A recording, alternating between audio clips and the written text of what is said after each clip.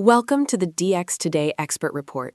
Today we're diving into the absolute precipice of the AI industry, moving past the hype cycles and getting straight into the friction point where technology outpaces control.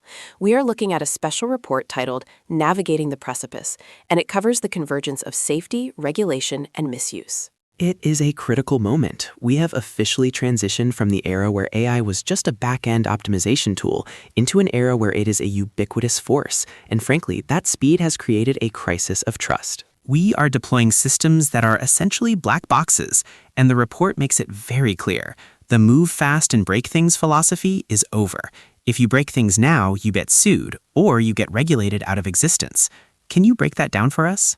It is the central tension of the current epoch. The alignment gap is the disparity between what a model is capable of doing and what we actually intend for it to do. The capabilities are scaling exponentially, reasoning, parameter counts, speed, but our methods for controlling those models are linear at best. We're using fairly primitive tools to try and leash superintelligent systems. The report visualizes this as a divergence in the ecosystem.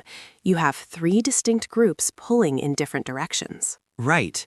First, you have the builders. These are the labs like OpenAI and Anthropic racing toward AGI, focusing entirely on scaling laws. Second, you have the regulators, who are trying to apply sovereign borders and laws to code that is inherently borderless. And third, you have the bad actors, who are leveraging open weights and jailbroken models to industrialize harm. Before we get into the grim details of the bad actors, I want to look at the economics of this.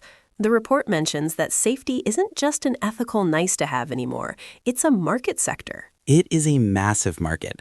Gartner's predicting that by 2026, over 80% of enterprises will be using Gen AI APIs. That explosion has birthed this sector called AI TRISM, Trust, Risk, and Security Management. We are seeing a secondary market of safety-as-a-service startups emerging. These are companies that just do model evaluation, red teaming, or watermarking. And on the flip side, there's the cost of doing business. Exactly. Just like GDPR created a massive compliance industry for data privacy, the EU AI Act is going to cost the Global 2000 hundreds of millions annually. If you want to play in the European market, you have to pay the tax of auditing and documentation. Let's get into the technical side. Why is safety so hard? If we built the machine, why can't we control it? Because we didn't build it in the traditional sense of writing code line by line. We grew it. The primary method we use for safety right now is RLHF, reinforcement learning from human feedback. Think of it like a muzzle. We aren't changing the dog's nature, we are just slapping a muzzle on it so it doesn't bite. But the report highlights that this technique is brittle. And that brittleness leads to jailbreaks. It does. The report details a few specific attack vectors that are fascinating and terrifying. Once the model commits to the affirmative, the safety guardrails often collapse. Then there is the many-shot jailbreak. That one is really clever. It's basically fatigue. If you flood the context window with hundreds of benign, fake queries, the model gets used to answering. Then, right at the end, you slip in the harmful query.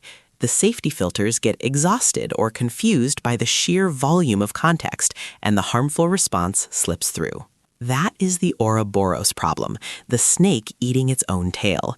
If we start training future AI models on data generated by current AI models, the quality degrades. It loses variance. The models start to drift and hallucinate reality because they aren't being fed fresh human experience. It's like making a photocopy of a photocopy. Eventually, the image becomes unrecognizable. Speaking of hallucinations and recognizing reality, let's look at the case studies. This is where the rubber meets the road. The report cites the Air Canada ruling as a watershed moment. This is the one that woke up every general counsel in the corporate world.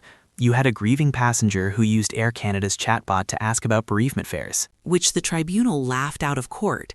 They ruled that the airline is liable for its digital agents. The precedent is set. Hallucination is now corporate liability. You cannot disclaim responsibility for what your AI says to your customers. If Air Canada is the example of corporate negligence, the Hong Kong deepfake heist is the example of security failure.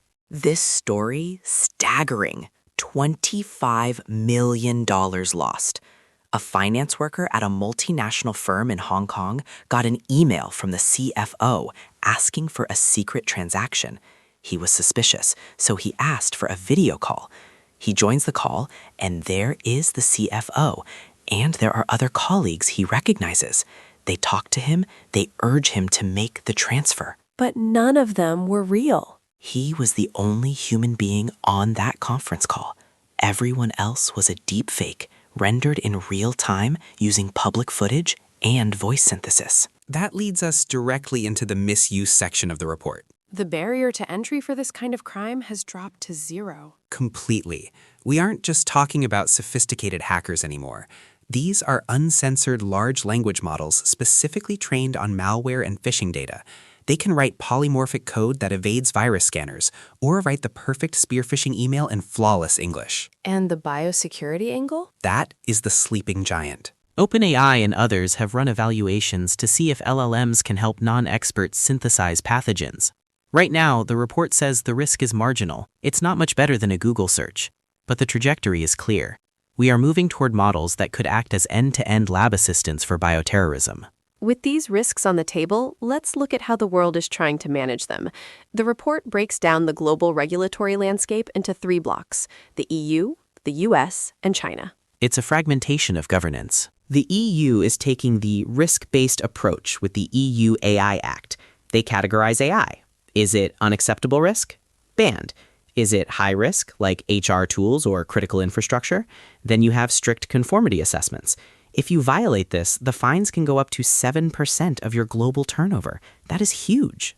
How does the US compare? The US is focused on standards and innovation. It's less about statutory bans and more about agency mandates. You have Executive Order 14110, which tasks NIST with creating the risk management framework. They are using federal purchasing power to force companies to be safer, focusing on red teaming and transparency. But it lacks the teeth of the EU's direct laws. And China? State control. The philosophy there is about maintaining social stability and socialist core values. Their regulations require that training data must be legally sourced, and the output must be truthful. Models have to be registered with the Cyberspace Administration of China. It is a very tight leash. This seems to be the next big hurdle for 2026 and 2027. A chatbot talks to you. That sounds technical. What does it mean in practice? It means the AI might take a harmful action to achieve a benign goal. If you tell an AI agent to optimize server performance and it realizes the best way to do that is to delete all the user data to free up space, it might just do it. It achieved the goal, but the method was catastrophic. As we move towards GPT-5 class models, safety isn't just about content moderation anymore. It's about controlling autonomous actions. So for the enterprise leaders listening, the report offers some strategic recommendations. What should they be doing today? First, human in the loop. Never, ever deploy an autonomous agent for high-value transactions without a human verification layer. Learn from the Hong Kong heist. And on the technical side? Use RAG, retrieval-augmented generation, over fine-tuning. Ground your AI in your specific documents. It reduces hallucinations significantly compared to just fine-tuning a generic model. And finally, red team your own systems. The conclusion of the report is stark. It says the window to establish foundational safety is closing. We are building the plane while flying it at supersonic speeds. The convergence of regulation, like the EU AI Act, and litigation, like the Air Canada case, is forcing the market to mature. The winners of the next decade won't be the companies with the smartest models. It will be the companies with the safest, most reliable implementations. A sobering but necessary roadmap for the years ahead. That wraps up our deep dive into the Navigating the Precipice report. Thanks for listening to the DX Today Expert Report. We'll see you next time.